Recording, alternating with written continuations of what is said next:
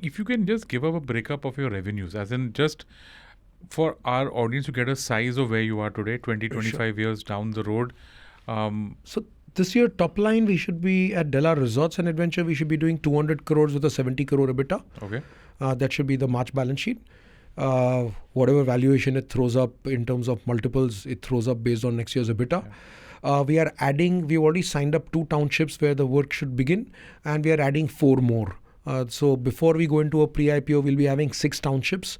Whatever EBITDAs come in from there will be added to the balance sheet, and at that valuation, we'll divest some small equity and then go in for an IPO. Okay. This is the only business, and this is the hospitality business. Or there's something else? This is separate. Okay. This is separate. The production division and the design division I've spoken to you, where I've taken 11 years to set up. There is a certain amount of debt on it. Yeah. And we are quite confident the first year onwards when we go into a rollout. Today with the business shut, we did I think about 27, 28 crores with the business shut. Wow. Okay. So when we go into a rollout, I think we should target in the next 2-3 years to cross 1,000 crores in the luxury segment. We are already geared for it. So there is no 2 ways. I'm not blinking an eyelid on that front. Plus the townships, where our JV townships are, would be another alternate cash flow coming in, because that's real estate, hospitality combination together, and it's villa plotted development. So comparatively, and the land comes as JV, where you're not investing in the land. So it's comparatively, capital investment is reduced a great deal. Developers are seeing a lot of value that we bring. It frees up their bandwidth. So their land, their investment, but the entire bandwidth, and we deliver value and commit to a 30% on sale incremental if Della brand is involved.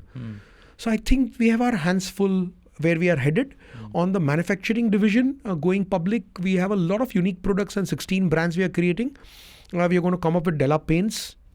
We are already talking with an Italian collaborator to do it. I think there's a lot of value over there. At the right point in time, once we go into operation, then we'll look at a serious P coming on board. Okay. And divesting. We already have over there a small investor on board, which is Mr. Sunil Singhania, Abacus Capital, in that division. I look up to him as a friend, philosopher, guide again. To me, he's got wealth of knowledge on the equity side, and especially listed equity. He's a genius. So I'm quite stable, and I love to join hands and bring people who I look up to. So there's a mutual admiration, and these are all lifelong relationships. I don't think I'm somebody who's going to get into a relationship with an investor and look at it as a short term. For me, everything is long term. Friendship, relationship, clients, employees. Even in hospitality business, some of our employees are the oldest. Right from the day one we started Adventure Park, the boys are still there. Wow. The restaurant we started is still there. Camp Della, the manager is still our. So we love to hold relationships, very, very important as a part and parcel. My truck drivers have a direct mobile number, and if anything happens, the first person they call is me. Wow. Even today, 2,500 employees, but all my truck drivers speak to me. It's just, it's their comfort. Why would I, even if I'm scouted for time, why would I not give them an access? Some of our clients are our dearest friends. And some of their first offices, like India Infoline for Nirmal Jain, was done by us. And even today, his current office and headquarters is being done by us. So all clients and relationships. Sanjeev Bajaj has done a great deal of good. Bajaj Finance. When I did Bajaj Auto, I made friends with him. And in real estate, when I needed capital, Sanjeev bent backwards to help me, guide me. And so, relationships are the make it or break it. People say it's the employees that make it or break it. I'm saying, can we expand that employees? It's not employees. It's relationships that make it or break it. And one more thing that I would like to add is, in the worst times, it is only these relationships are the reason why you come out of the worst days. I want to just go a little bit more deeper into this thing that you said about relationships, because I feel that's pretty important.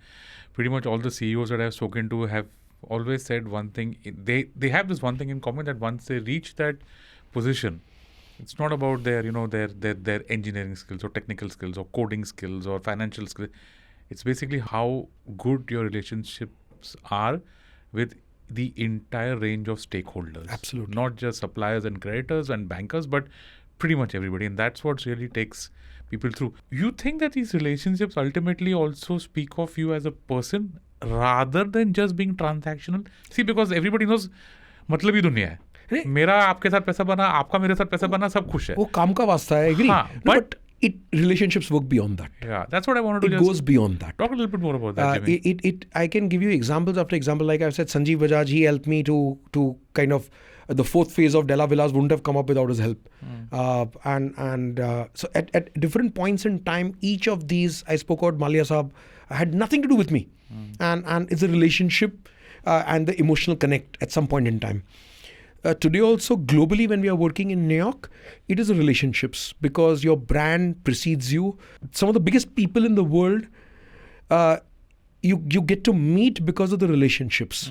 And they respect you because of the relationship. So it's all relationship based.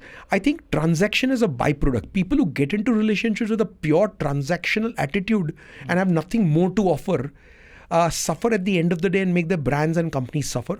You lose nothing. If you're honest, straightforward, and you give that friendship hand to somebody, what is the risk you run? He might let you down. He might still treat it as a transaction. That's his lookout. Your lookout is you are giving him that extra over and above the transaction.